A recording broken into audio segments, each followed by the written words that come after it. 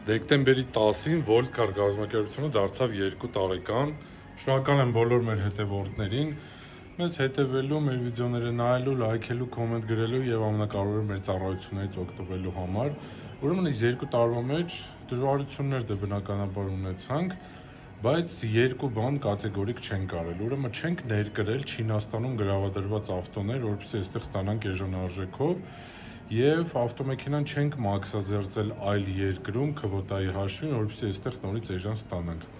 Այո, երբ որ շուկայում լինում են այդպիսի ավտոներ, իրանց գինը էժան է ստացվում, բնականաբար կոնկուրենցիան դժվար է ստացվում մեր մոտ, բայց մենք կատեգորիկ այդ ամեն ինչը չենք արել, օրինական ներկրել ենք,